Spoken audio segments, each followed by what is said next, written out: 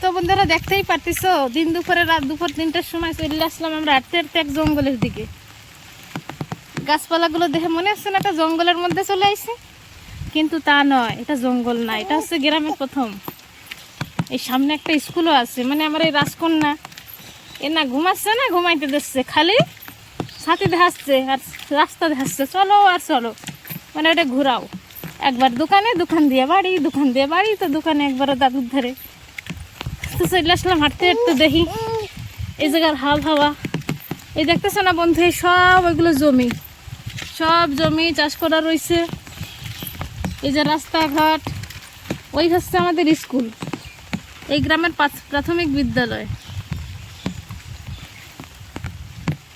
তো দেখো, চলো তোমাদের সাথে আর একটা সুন্দর জিনিস শেয়ার করি। বাবা, এই দেখো বন্ধু, এই হচ্ছে আমাদের গ্রামের মুরগি কাটার স্থান।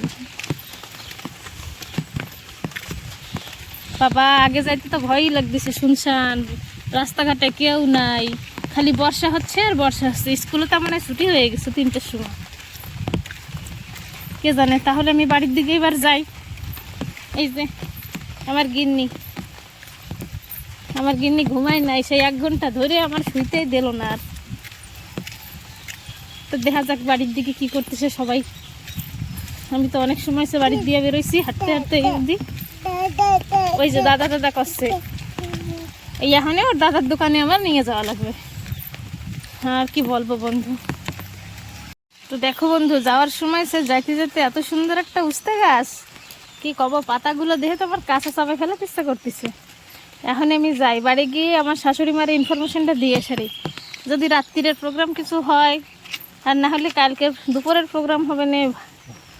উস্তে পাতার বড়া খুব ভালো লাগে খাইতে, আর আমার শাশুড়ির তো এইসব বড়া টড়া ভালো বানায়। তো ওই হচ্ছে পেঁপে গাছ।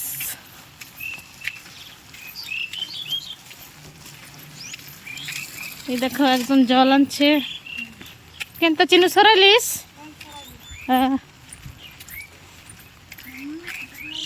না, জল টল নিয়ে হয়ে গেল। তো বন্ধুরা দেখো, এখানে বর্ষা হয়েছে, এখনো তো হচ্ছে, আর কয়দিন পরেই মানুষ ধান টান লাগানো আরম্ভ করবে না যে।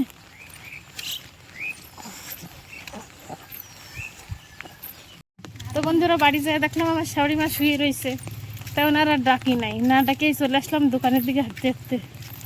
তো প্রায় চলে এসেছি দোকানের ধারে। এই দেখো সামনের ভিউস,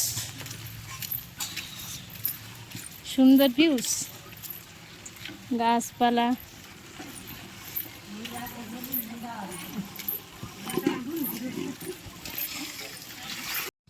তো বন্ধুরা এই তো পৌঁছে গেছি আমাদের দোকানে।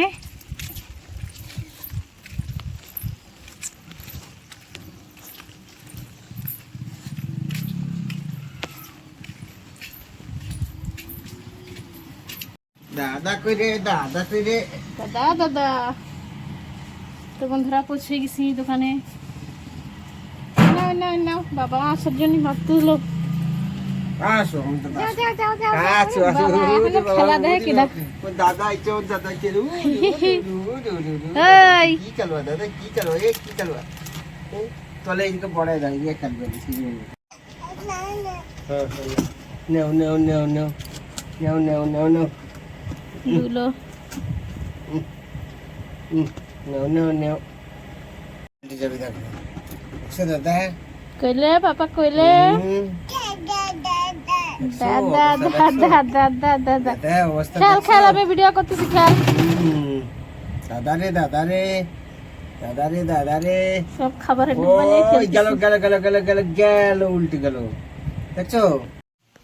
তো দোকানে বসে ভাবছিলাম একটু আচার খাই নিলাম, 2টা আচার মিশাই খাচ্ছিলাম, টক ঝাল, টক আর মিষ্টি আচার মিলাই খাচ্ছিলাম।